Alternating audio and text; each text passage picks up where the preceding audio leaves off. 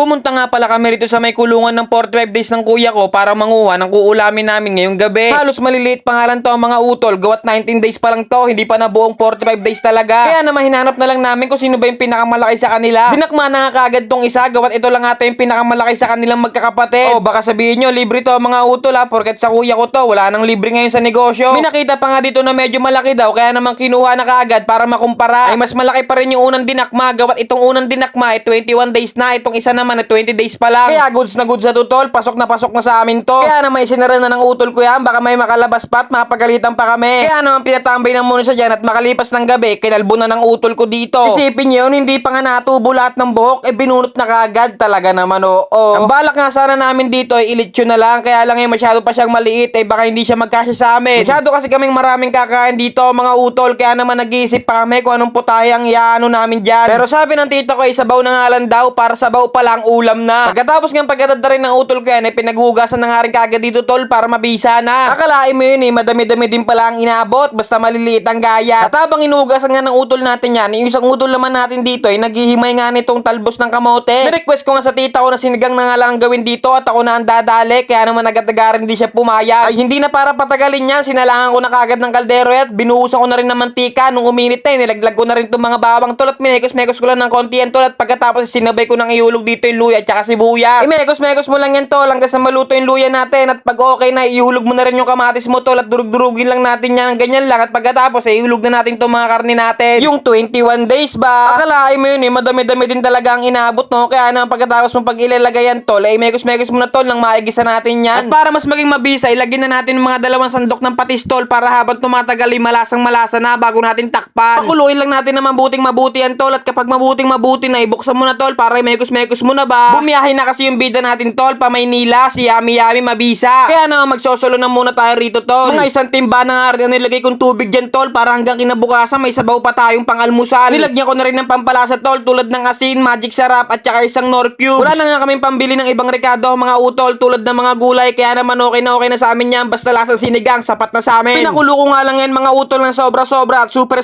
at kapag super na ilagay mo na yung 4 na pirasong siling green mo, at pagkatapos ilagay mo na rin yung sinigang mix mga utol para habang kumukulo umasim-asim na kilikili mo. Pakuluin ulit natin yan tol ng isang beses pa para mailagay natin yung huling sangkap. At nung kumulo na nga yung dugo ko sa tol ay hinulog ko na nga rin itong mga talbos ng kamote, kangkong sana yan tol kaya lang kamote lang na nandito Pero goods na goods sa amin yan tol, kung itsura lang yung usapan sinigang na. Isang kulo na nga lang ang mangyayari dito tol, kaya naman yung kumulo na yung dugo ko sa iyo tignan mo naman tol kung gaano kabisa yan. Ayan yung kasabihan ng simple lang yan tignan, pero kung titikman delicious na delicious talaga. Kung ganyan ba naman yung itsura ng kakainin mo tol sa gabing malamig o maulan ay talaga naman wasak. Kaya naman hinusgahan ko na yan tol ay talaga naman goods na goods, kaya naman gawin mo na to tol at huwag ka na magpahuli. Kaya paano? Paalam!